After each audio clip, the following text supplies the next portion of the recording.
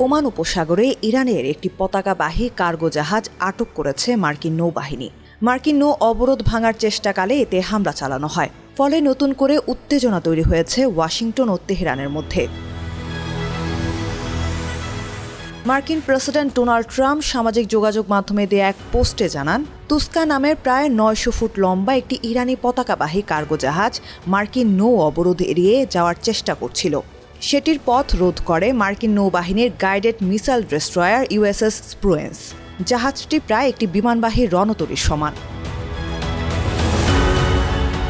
ট্রাম্পের ভাষ্য অনুযায়ী প্রথমে জাহাজটিকে থামার জন্য সতর্ক করা হয়, কিন্তু অগ্রাহ্য করায় জাহাজটির ইঞ্জিন রুমে হামলা চালানো হয়।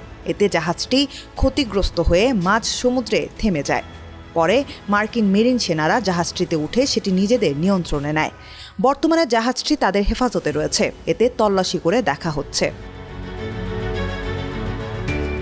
ট্রাম্পের দাবি, তুস্কা আগে থেকেই সন্দেহভাজন একটি জাহাজ এবং বেআইনি কাজে জড়িত থাকার কারণে এর উপর মার্কিন ট্রেজারি বিভাগের নিষেধাজ্ঞা ছিল।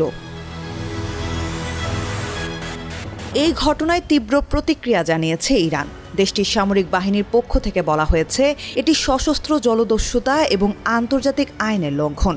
মার্কিন নৌবাহিনী জাহাজে গুলি চালিয়ে এর নেভিগেশন ব্যবস্থা অচল করে দিয়েছে। খুব শীঘ্রই এর উপযুক্ত জবাব দেওয়ার হুঁশিয়ারি দিয়েছে ইরান। বার্তা সংস্থা তাসনিম নিউজ জানিয়েছে, ইরানের বন্দর ও জাহাজে হুমকির বিষয়ে যুক্তরাষ্ট্রকে সতর্ক করেছেন দেশটির পররাষ্ট্রমন্ত্রী আব্বাস আরাকচি। তিনি বলেন, অযৌক্তিক দাবির পাশাপাশি ইরানের বন্দর ও জাহাজের হামলার হুমকি দিচ্ছে ওয়াশিংটন। দেশের স্বার্থ ও নিরাপত্তা রক্ষায় যে কোনো পদক্ষেপ নিতে প্রস্তুত তেহরান।